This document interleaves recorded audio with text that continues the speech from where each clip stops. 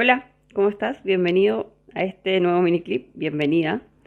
Mira, la verdad es que en este vamos a ver qué es lo que tiene que pasar para que exista la función inversa. En verdad, cuáles son las condiciones que se tienen que cumplir. Porque se tiene que cumplir la biyectividad. Pero para que se cumpla la biyectividad se tienen que cumplir estos dos pasos previos. Es decir, que sea inyectiva y sobreyectiva al mismo tiempo. Para que sea inyectiva, ¿qué es lo que tenía que ocurrir? ¿Qué significa que una función sea inyectiva?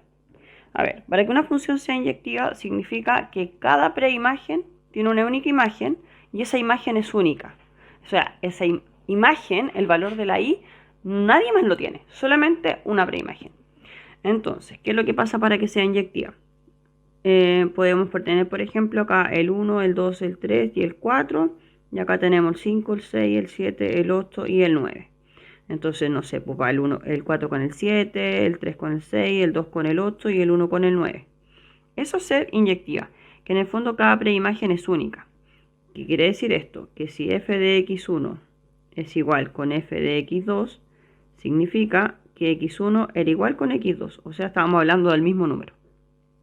Para que una función sea epiyectiva o sobreyectiva, que son los dos nombres que reciben dependiendo el editor que tengamos, significa que el codominio tiene que ser igual al recorrido. Es decir, que no puede pasar lo que nos pasó ahí, que nos estaba sobrando un elemento. Acá los elementos del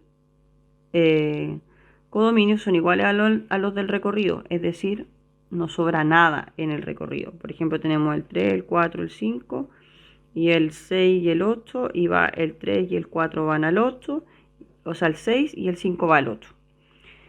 Eso sería una función sobreyectiva. Ahora, para que sea biyectiva tiene que ser inyectiva y sobreyectiva al mismo tiempo.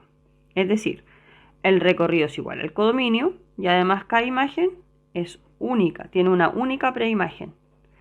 Entonces, si tenemos, por ejemplo, el 1, el 2, el 3, y acá tenemos el 4, el 5 y el 6, va uno con cada uno, sin repetirse, y no sobra nada en el recorrido. Es igual al codominio. Ahora, si queremos calcular la función inversa, nosotros sabemos que tenemos que despejar la variable x, pero para eso vamos en el fondo a determinar si esta función posee inversa o qué pasa para que tenga inversa. Más que calcular la inversa, es determinar si cumple con las condiciones para tener inversa. A ver, para tener inversa, primero que todo tiene que ser inyectiva. Y si nosotros tenemos una imagen en nuestra mente de esta función cuadrática, que es x cuadrado más 3, su gráfica es aproximadamente así. Tenemos 1, 2, 3 y es una curvita que va así. Es cóncava hacia arriba y el recorrido parte en el 3.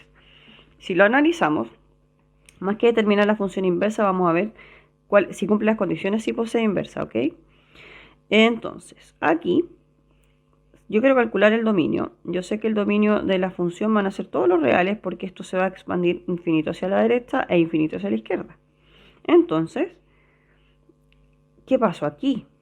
Pasó, por ejemplo, que esta x va a llegar a ese y, y que la x que está por acá, que es distinta a esa, va a tener el mismo y.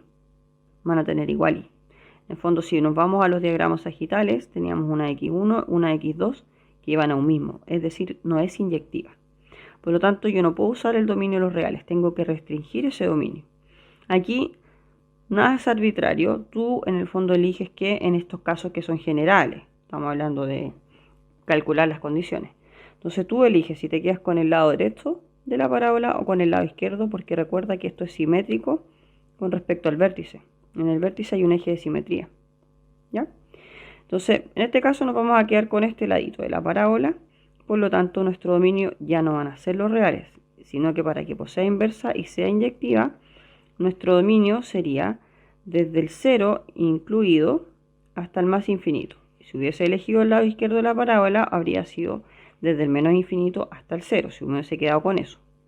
Ahora, si analizamos la grafiquita negra, el recorrido de esta función va desde el 3 incluido hasta el más infinito. Recordemos que el recorrido son los valores que toma la variable y en nuestra curva, en nuestra función.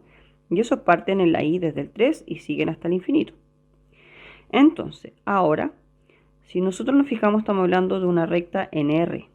nuestro codominio son los reales. Y para que sea sobreyectiva, sabemos que el codominio tiene que ser igual al recorrido. Y acá no son iguales. Por lo tanto, lo que nos queda es restringir el codominio a lo que es el recorrido. Y decir que el codominio va a ser del 3 al más infinito. A ver, ¿qué pasó? Originalmente nosotros teníamos una función que iba desde los reales hasta los reales. Teníamos dominios reales, codominios reales. Pero restringimos ahora para que posea inversa.